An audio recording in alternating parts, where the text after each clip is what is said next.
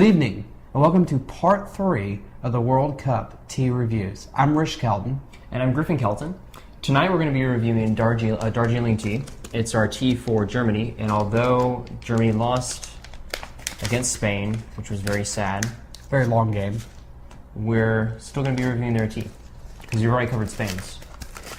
So when you're making this tea, you're going to make sure that you have a heaping spoonful, teaspoon, and that was not heaping, so I'm going to have to take, second attempt here. Just get a little bit more. And we're going to be using boiling water, or water that has just come off a boil, for 3 minutes time. This is a second flush Darjeeling tea. Darjeeling is a province in India, so it's an Indian black tea. Why don't you tell them what's meant by second flush as well, for those of us who don't. And a second flush is the time of year that tea is harvested. A first flush would be in the spring. Second flush would be in the summer. This is a late summer flush, and then a third or autumnal flush is harvested in the fall. So we're just going to go ahead and pour this. I'll set the timer that we have. As you can see, I was having some trouble getting a heaping spoonful. So if you're not getting it perfect, don't worry about it. Just take a couple tries and you'll figure it out. And tonight, if you haven't, in the past few episodes, we haven't been cupping on the show, but these are cupping sets. They do a really nice job of keeping the heat in, and we actually sell them on our site along with this tea as part of the World Cup tea collection. We're going to go ahead and pour it into our cups. Now, the way to do that with a cupping set is you want to grab right here and then put your finger on the top here. There's a hole right here. Don't put your finger there. You'll burn the fool out of your hand or your thumb or whatever you're putting there, because I've done that many times. You're going to take it up like this and you're going to tip it down. So it's kind of like at an angle there. Many times I've tipped it and you have, the cap falls off and leaves are falling everywhere, and then you really don't want to drink it as much. But, it just takes a couple times of practice and you'll get better. We chose the Darjeeling second flush as Germany's tea because Germany in general drinks a lot of tea, but they're also one of the top importers of Darjeeling tea in the world. Another thing that we do when we cup it is that we flip this over so we can see the leaf after it's been brewed, and we can go ahead and get a little aroma as well. Now, what did you think of this tea, the dry leaf, when you smelled it?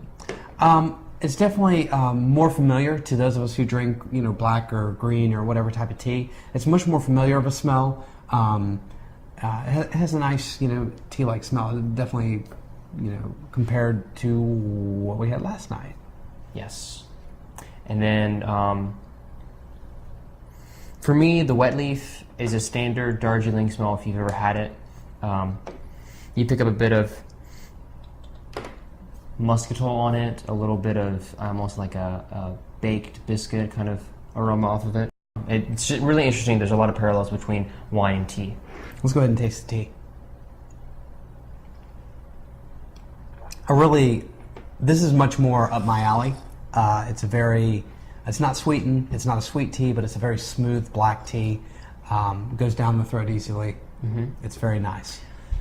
Body-wise, it's a medium body tea. It's not going to be like a really harsh black, such as an Assam where it fills up the mouth. But it's not going to be on the side of a white or a light green tea where it's just kind of empty and it's almost water-like. It doesn't have a medium body. Fills up the mouth a little bit.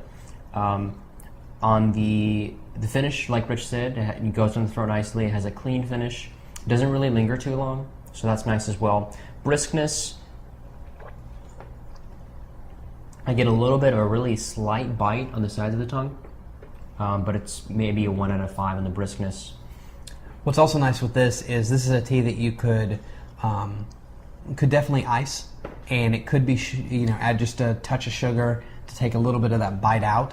But it's really smooth tea, really something that you can enjoy. I highly recommend it. I would probably rate this closer in the mid 80s, probably like an 85.